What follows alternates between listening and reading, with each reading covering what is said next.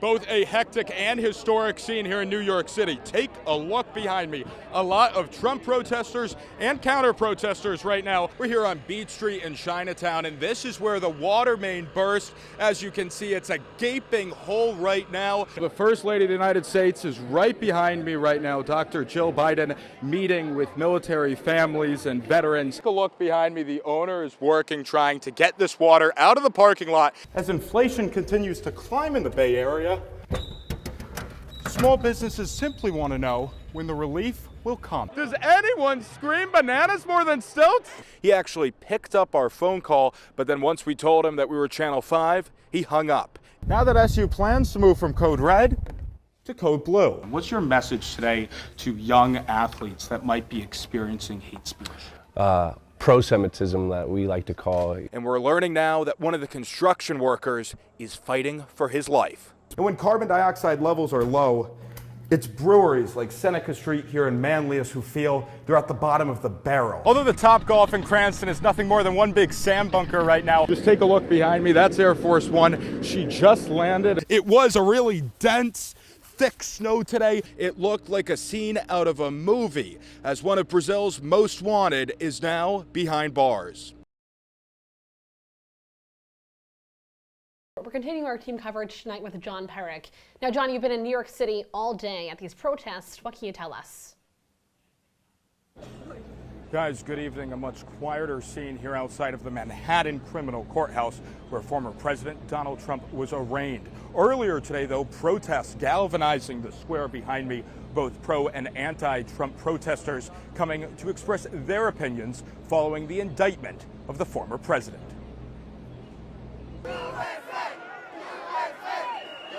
A historic and hectic day in the Big Apple.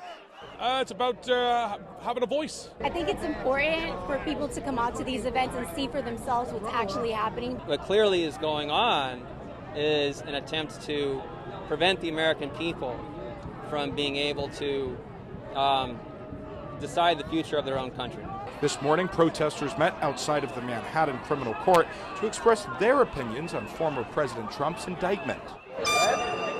And there were no shortage of Trump supporters, some more extreme than others. Let the people know who are the real criminals, who are the ones who are supposed to be in there behind bars, not Trump. But counter-protesters were also making their voices heard.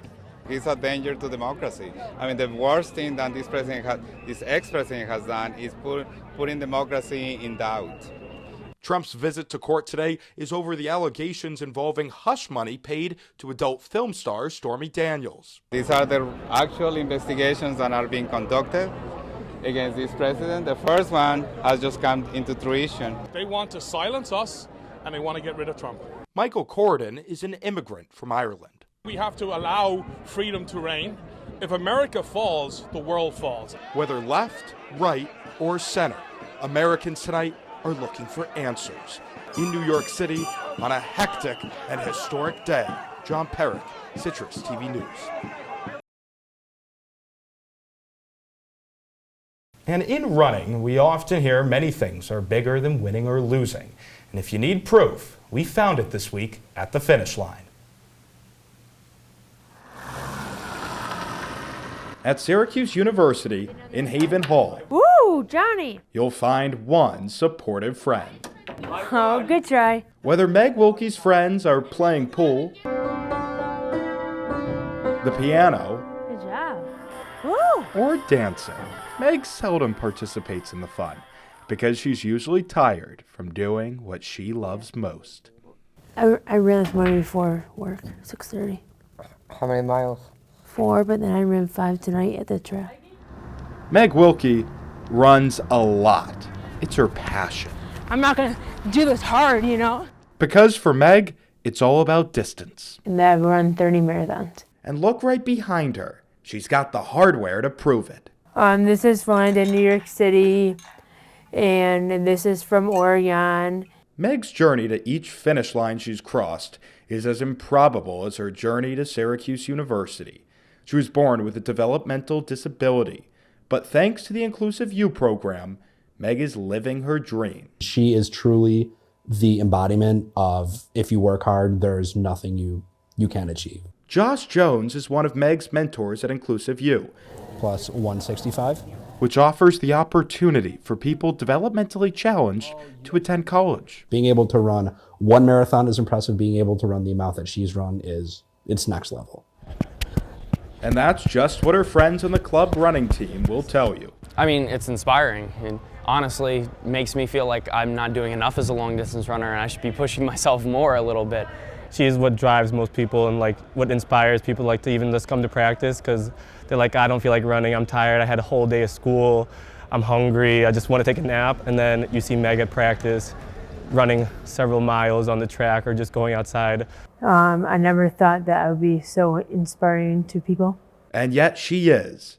Her running coach, And this is my running coach right here, is awed by her. You can imagine more people are coming into that group because they want that feel good, and she's radiating it. Throughout Meg's entire life, she's had to battle with adversity. And in 2014, another obstacle came her way on her birthday. When she was walking into her house, she tripped and fell. Doctors later diagnosed her with chronic nerve damage in her right arm, and it's now moved into her shoulder. They told her she may never be able to run again. But that was not an answer Meg was willing to accept. That's not going to happen. I'm going to be able to run again. And her mom, Carol, had no doubt. She's not going to give up. She wants to run every state. And despite the pain, she's on her way. There's quite a bit. We'll be doing 17 states. If she has the ability, the means, and the time to go and reach all 50 states, I see her doing that. But this is New Hampshire. From coast to coast, Meg wants all 50. Like, there is nothing that is stopping this girl. And it's a message to not only Inclusive U students and staff, but to anyone who pays attention to her story, that there is legitimately nothing holding you back from achieving what you want out of life. And on Saturday, she was back at it. Ready, set, go! Whether it's a developmental disability or chronic nerve damage, Meg will keep on leaping hurdles and racing to the finish line. In Syracuse, John Perik, CitrusTV News.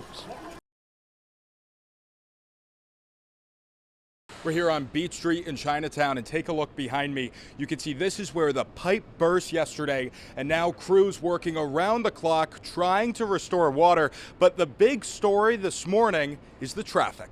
It's just Boston. It's very, very norm.